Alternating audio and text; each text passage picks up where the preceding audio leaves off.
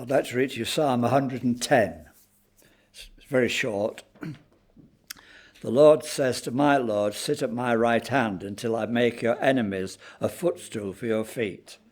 The Lord will extend your mighty scepter from Zion. He will rule in the midst of your enemies.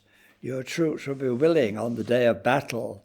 Arrayed in holy majesty from the wombs of the dawn, you will receive the dew of your youth. The Lord has sworn, and he will not change his mind. You're a priest forever in the order of Melchizedek. The Lord is at your right hand. He will crush kings on the day of his wrath. He will judge nations, heaping up the dead and crushing the rulers of the whole earth. He will drink from a brook beside the way. Therefore, he will lift up his head. This very short psalm, part of it is quite well known, is what is known as the Messianic Psalm. In other words, it's a prophecy about the Lord Jesus Christ. And it's been like that since time immemorial. The English Standard Version, as its heading, sit at my right hand. And in Romans chapter 8 and verse 34, who is to condemn? Christ Jesus is the one who died. More than that, who was raised, who is at the right hand of God, who indeed is interceding for us. And in Ephesians 1:20, that he worked in Christ when he raised him from the dead and seated him at the right hand in the heavenly places.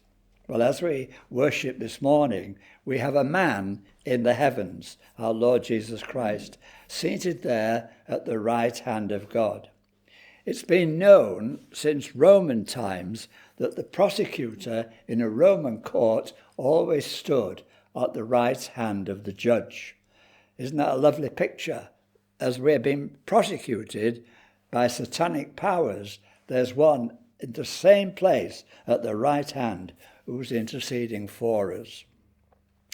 This psalm appears in the New Testament, and it's quoted. In fact, it's the most quoted psalm in the whole of the New Testament.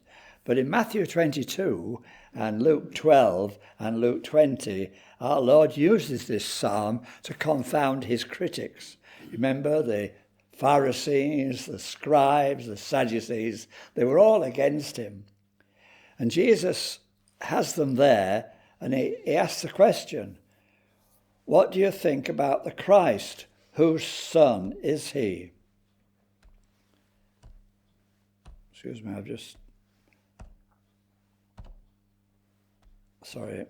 pressed me wrong. What do you think about the Christ? Whose son is he? And they said to him, the son of David. Well, they got that right. But now there comes the conundrum. He said to him, how is it then that David in the Spirit calls him Lord? Jesus then quotes the first verse of Psalm 110. That really stumped them. They just didn't know what to say. And Jesus goes on, if then David called him Lord, how is he his son? Well, Jesus, of course, as God, is David's Lord, but as a man, he's David's son, born of David's line in the town of Bethlehem. I'm sure you know that when you see the word Lord in capital letters in the Old Testament, it's a replacement for the word or the name of God, which in the Hebrew is just 4 letters, YHWH, because there are no vowels in Hebrew, very difficult indeed. This is what is known as a tetragrammaton. In other words, a name with 4 letters. For centuries, people pronounced it Jehovah, but in modern scholarship, they prefer Yahweh. And the scribes, when they were copying the Old Testament, they would never write the name of God.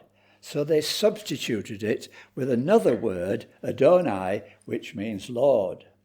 But Lord in capital letters occurs over 6,000 times in the Old Testament, and it always is the name of God. So when you read it like that, you know what you're reading. So it starts off, the Lord in capital letters, set to my Lord in small letters, And the Lord is to sit at God's right hand. One who sits at a king or a queen's right hand is a place of great privilege. And the time factor is then told, until I make your enemies my footstool. The day is coming when Christ will return and rule the world. The second clear messianic reference is in verse 4. The Lord has sworn and will not change his mind. You're a priest forever after the order of Melchizedek. Well, the writer to the Hebrews fills us in on this. In fact, he spends the chapter 5, chapter 6, and chapter 7 in Hebrews talking about Melchizedek. This priesthood was unique. He was an amazing guy. It wasn't like Aaron's priesthood that passed from father to son. Hence, Christ's priesthood, being in resurrection life and ascension, is going to continue forever. So we have a priest on the throne forever and ever. And we then read, he shall strike through kings and he shall judge the heathen. The last verse sees Jesus marching forth against the Gentiles, as foreseen in Joel chapter 3 and Zechariah chapter 14 and in Revelation 19. Nobody's going to escape, but for us who acknowledge the Lord Jesus Christ as our Saviour and as our Lord, we then will not be there. We won't be around for that terrible time. So as we remember this morning, we have the Lord's own assurance, his own words, that he's with us, he's amongst us, and he wants our worship of our hearts in sincerity and in love. Amen.